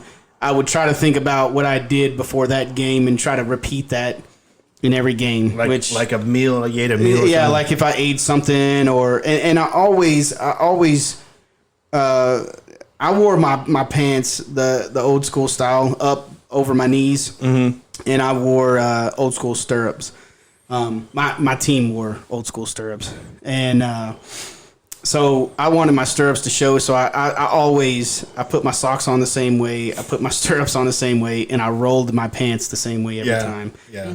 But right now, I don't. You don't have a routine. I don't. Or a dumb routine. I don't have anything that I mean, I'm gonna ask my kids and my wife when I get home if they notice anything. But Yeah. off the top of my head, No. no. Ash. I don't know. It's kind of the same thing. It's like I don't look at me, so I don't know. So I'm the only one still in the dumpster. I mean, I'm sure there's things, but I can't think of anything. Dang it. specific. I mean, I threw yeah. myself another I mean, bus I'm on sure that one. You were hoping to get something juicy, man. and you're the only one that brought it out. But Yeah. I mean, I'm sure there's something that I do that that is just routine. We got 18 minutes to kill here. So 18 minutes. 18 minutes. Oh Lord. So, but yeah. anything That's anything on top of your heads y'all want to talk about? Something you I want mean, to- going back to the routine thing. I guess if you can kind of call this a routine. Like when I eat, as soon as I get done eating, I got to go to the bathroom. I do know that. I noticed that. Like as soon. I don't think that's a routine as much as a body. I mean, I guess, but you said you threw yourself under the bus, so I'm trying to think of. I appreciate that. That is the only thing that I can think of that is like a consistent thing. Yeah. Like if I eat, Yeah, Bo I gotta Diddley. go. I got to Bo Diddley. Bo I gotta Diddley go. time. So yeah, No, don't say that. That's what I used to tell Steven when he was little. So Bravo Yeah. Delta 3. yeah, Bravo Delta 3. So, but that, I mean, if if I could think of anything, that would be. Yeah. I mean, because that's a constant. It's an every time thing. So, I didn't want you to be the only one throwing something juicy out there. You guys want to talk about anything else right now? So Is the floor's open? Oh, Therapy is open. Oh, shit. Therapy session. Do y'all know who NF is? Who? NF. No. He's a rapper, and my kids love him. They introduced him to me, and but one of his songs is called Therapy. He says therapy session. Really? I'm sure it's a whole lot better than that, but That's as much as we can do. Copyright. Okay. I gave him his credit. Yeah. Well, still, it doesn't always count. Yeah, We're not monetized anyway. No. Yes. true. Not yet. Not yet. Not yet. So, If there's anyone out there listening that wants to pay our bills. Oh, they're gonna be. Murphy's Music. You're They're up. coming. You're up, Murphy's Name Music. drop. Oh, man. Not to okay. get specific, but Murphy's Music. Yeah. Well, we got this lovely soundboard. Yeah. So, That provided us the lovely soundboard. what about condiments and sandwiches? What Condiments and sandwiches. you guys? Is bread, that where we're going? bread and butter I pickles. don't know. We got 18 minutes to kill. Got Unless we want to talk about keep talking about wrestling. you talking about a good 15 minutes now. good my cold goodness. cut, good Yeah. good slice of ham, Sandwich. good Yeah. know. slice of turkey, good slice of roast beef, lettuce, tomato, cheese, mayo, Mayo. bread and butter pickles, Okay. slices, not the chips. White or wheat? Does it matter? I don't think it matters. Okay. I don't think it matters. Not to me. Ash. I'm more of on the inside than outside. That's kind of heavy. I mean, you know, I used to be a professional sandwich artist. Yeah. So, Nice. Did you wear like the plastic gloves and all that stuff? well, you have to. You're touching other people's food, but I don't know. I don't know. Just Depends kinda- on where you are, I guess. I'd be like, You should. I think I'm gonna be like Ty. Technically, you don't have to. Oh my goodness, Tyler. Tyler got a shout out. Yeah, of course. His personality. That's my nephew. He knows how to work a crowd. So sandwiches, you're not big into sandwiches? I'm big in the sandwiches, but I like a wide variety of sandwiches, and it just kind of depends on my mood. Yeah. Oh, I like that. Yeah. She picks her sandwiches on her mood. Yeah. She's a moody sandwich. She's a Moody moody sandwich. sandwich. All right, Bob, you're up. I do like sandwiches, but if I were to go with something I like, it would be a torta, which is a Spanish I sandwich. do love a Oh, torta. I like You a know? torta. It's like super big, wide It's bread. like a football Yeah. size. Yeah. Looks like a football. You can actually maybe throw it. Don't throw the torta. No. Then you're That's fighting words. yeah. So You're ruining a good torta. oh no, like so a good torta bread with beans on it and stuff, and cheese, of course. Jamon, which is ham. And queso fresco, which is white cheese, which is really good. And I like it. I So like it. that's- You're going to your roots, man. I, know, like it. I know. So it's Talk that's Spanish at my mom. Another Tyler. another Bob. Tyler push. Yeah, That's awesome. Tyler gets a push. So Yeah. Always. So, yeah, that's what I like. I mean, I like Subway. If I had to pick a sandwich, if I had to go to a store, it's gonna be Which. You know that? Of course. Yeah, Which. It's our stomping grounds. Yeah, I think we gave them all of our paycheck. Yeah, and they would be a nice sponsor right now. Yeah, they would be a nice sponsor. We gave Shut you a up. lot of money. So We used to eat you every day. I don't know. We actually went hunting for one my first day on the job. Yeah, no, I thought it was there, but it wasn't. Yeah, and it wasn't. So But so I have to ask you this question on air. Mm-hmm. We've discussed this question off air. Yeah. But I have to ask you this question on air. go. What is your favorite? A taco? A burrito? Or a tostada. Or a tostada? Let me see. They all have tortilla, beans, lettuce, and tomato and cheese. That's a taco. What does a burrito have? A tortilla, beans, lettuce, and tomato and cheese. So it's all the same. That's just me. I had to. Sorry, I had yeah, to. that's just me. That's the inside thing with us Yeah. because they're all the same. Yeah. It's just different ways of putting them out there. Yeah. So that's awesome. I did want to say everybody that's been downloading this podcast now. Thank you very much. Absolutely.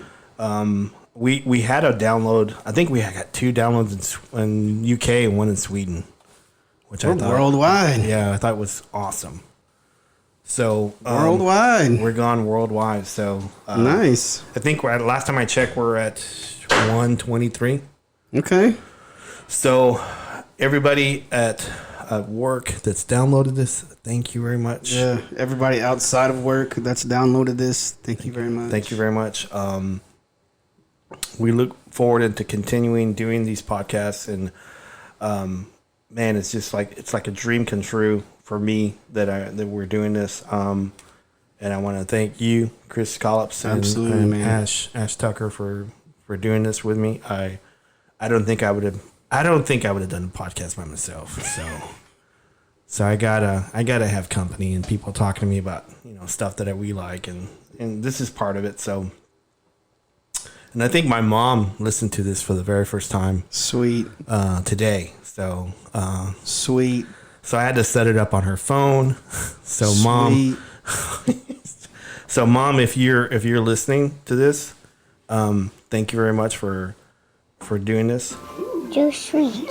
So thank you very much for listening to me and listening to your baby boy. So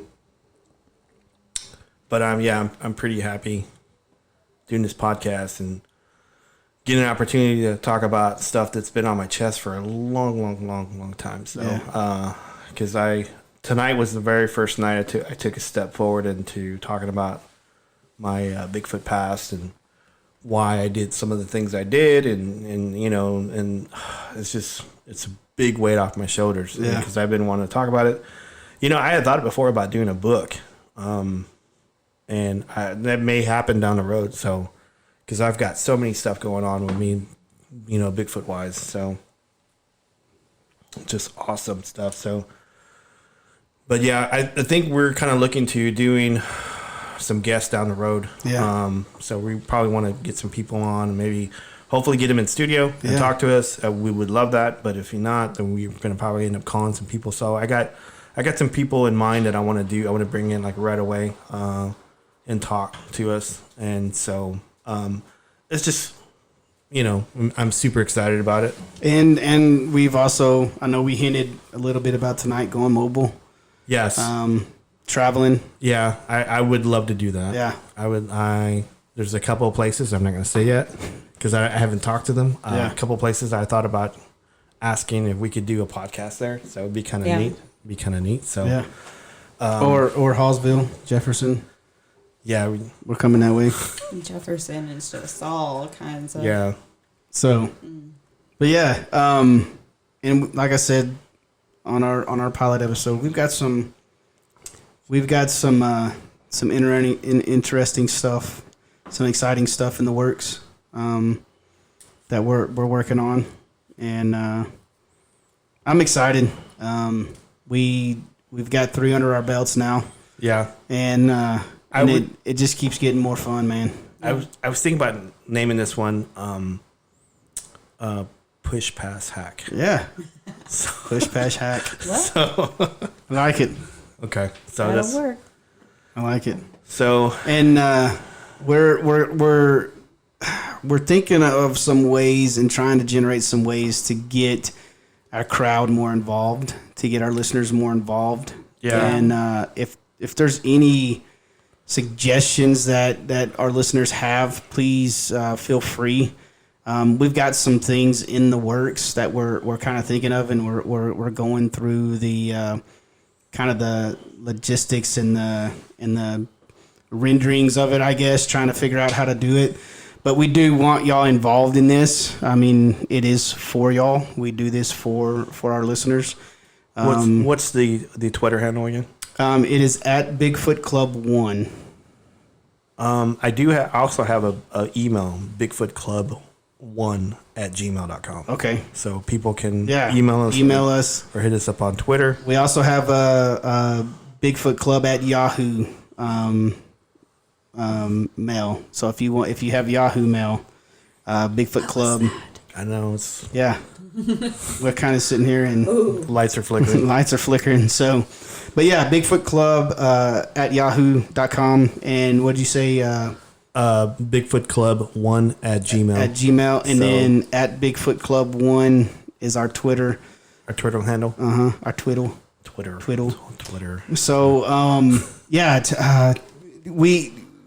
we make the show better by giving you what you want. There goes the lights again. Yeah. Uh-oh. I think it's time to close the show. I think it's trying to tell us maybe lights out. Yeah. But again, thank y'all so much for listening, downloading. We couldn't do this. I guess we could do it without you, but it's more fun with you. Yeah. And look for in the future. We're going to get y'all more involved. And Yeah, we take criticism. Absolutely. Take suggestions because I know we've structured the show on a couple people talking to us, like in person, saying, Yeah. "Hey, we need more. We want more wrestling. Or, we want more of this. Hey, we want more stories about Bigfoot." Or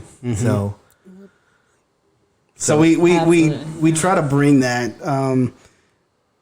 like Robert's saying, is we do take that into consideration, and we structure our show around what you want. Sometimes we're just gonna do what we want because that's what we want, but we always do what you want. If that makes any sense. we listen. We find a middle ground. Yeah, We do it. We do You what you tell us want. what you like, and sometimes you're like, yeah, now we're gonna do what we want to do. You know? yeah. You guys are all right, man. Both of you guys. You guys are all right. All right. So we got 4 minutes. 4 minutes. So I'm gonna sit here and see if the light flickers again. you got any shout outs you want to do? Always to my kids, my wife, always. Right. Obviously, a big part of our show today was my aunt and my uncle, Right. And their experiences at the hotel. So shout out to them, 32 years. That's pretty awesome. Shout out to all of our listeners and all of our downloads. Yeah. Yep. Ash, you got anybody to do shout out to? Nope. Okay. I want to do shout out to Sebastian and Ricardo. Oh, They're well. probably not listening. Yeah. They're probably asleep right They're, now. they're probably asleep, but Already. I love those boys so much, and I can't get enough of them. You'd kiss them every Of day. There they go. course. Look, lights flickering. No, that's our time. It's like of course. comedian. Yeah, you'd kiss them every day if you could, right? Yeah, I would, and I could. Aw. Yeah, would- baby. I would do yeah, it in baby. heartbeat. You're a pretty baby. The cow. With that being said, I think we're just gonna call it a show. So thank you guys for being a part of this. I really appreciate it. Thank you for everybody for downloading, and we'll see you guys next week. Until next time.